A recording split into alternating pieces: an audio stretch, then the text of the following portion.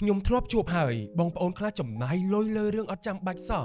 ដល់រឿងដែលសំខាន់បែរជាមានអារម្មណ៍ថាស្ដាយលុយនិងមានសម្ពាធខ្លាំងទៅវិញប្រហែលជានៅក្នុងកលៈទេសៈខ្លះបងប្អូនមិនទាន់បានស្វែងយល់ច្បាស់ឬមានការយល់ច្រឡំ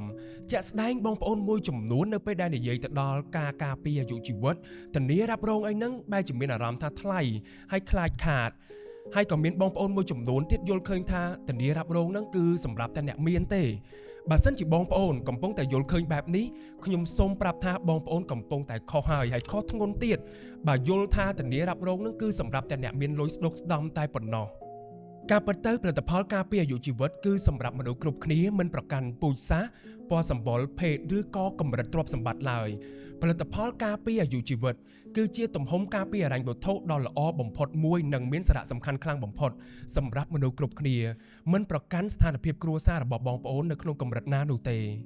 សាកគិតទៅមើលបើអ្នកមានហិរញ្ញវត្ថុដ៏ល្អរួចមួយទៅហើយបើក្រុមគ្រួសារមានបញ្ហាសុខភាពឬហេតុការណ៍ណាមួយដែលកើតឡើងដោយចៃដន្យនោះនឹងមានប្រាក់បម្រុងរាប់ម៉ឺនដុល្លារទៅដោះស្រាយភ្លាមៗក៏ប៉ុន្តែចុះបើក្រុមគ្រួសារយើងមានកម្រិតជីវភាពធម្មតាហើយមានបញ្ហាដែលកើតឡើងបែបនេះនោះនឹងធ្វើឲ្យសេដ្ឋកិច្ចគ្រួសារទាំងមូលត្រូវដួលរលំជាមិនខានធានារ៉ាប់រងមិនមែនជាបន្ទុកទេក៏ប៉ុន្តែគឺជាខែលការពារលុយសន្សំ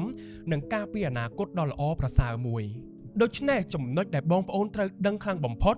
គឺតម្លៃនៃកញ្ចប់ធានារ៉ាប់រងអាយុជីវិតគឺអាស្រ័យទៅលើទំហំនិងលទ្ធភាពហិរញ្ញវត្ថុរបស់អ្នកមានចំណូលច្រើនអាចជ្រើសរើសកញ្ចប់ធានារ៉ាប់រងធំការពារខ្ពស់អ្នកមានចំណូលល្មមអាចជ្រើសរើសកញ្ចប់សមល្មមដែលមានតម្លៃសមរម្យទៅតាមលទ្ធភាពដូច្នេះគ្មានលេសថាគ្មានលុយទិញផលិតផលធានារ៉ាប់រងអាយុជីវិតនោះទេជារួមមកផលិតផលធានារ៉ាប់រងអាយុជីវិតមិនមែនជាផលិតផលសម្រាប់តែអ្នកមានលុយសម្រាប់តែអ្នកមានស្ដុកស្ដំក៏ប៉ុន្តែគឺជាខែលការពារហិរញ្ញវត្ថុសម្រាប់គ្រប់គ្នាដែលស្រឡាញ់ក្រុមគ្រួសារនិងមនុស្សជាទីស្រឡាញ់ដែលចង់បានភាពកក់ក្ដៅនៅក្នុងចិត្តដូច្នេះបើបងប្អូនចង់ដឹងបន្ថែមតាក់ទងជាមួយនឹងកញ្ចប់ធានារ៉ាប់រងនិងក្រុមហ៊ុនធានារ៉ាប់រងនៅកម្ពុជា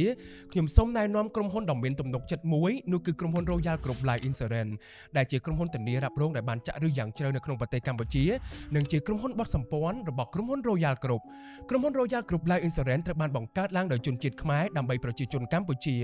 ហើយក្រុមហ៊ុនមួយនេះបានការពារហិរញ្ញវត្ថុជូនប្រជាជនកម្ពុជាអស់រយៈពេលជាង14ឆ្នាំហើយ